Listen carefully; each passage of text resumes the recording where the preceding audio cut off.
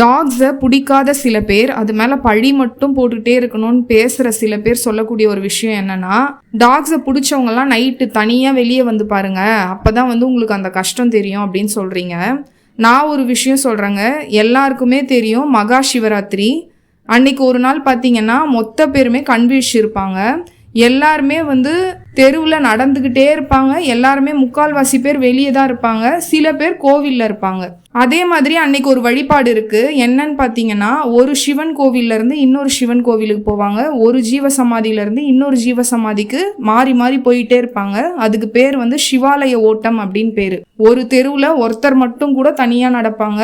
ஒரு தெருவில் ஒரு குழந்தைய பிடிச்சிக்கிட்டு கூட ஒருத்தர் தனியாக நடப்பார். ஒரு தெருவில் ஒரு வயசானவர் கூட அன்னைக்கு பார்க்கலாம் நீங்கள்.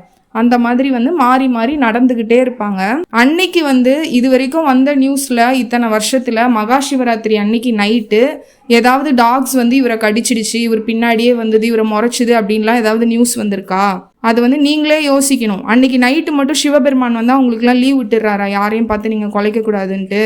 பொய் சொல்கிறது வந்து கரெக்டாக சொல்லணும்.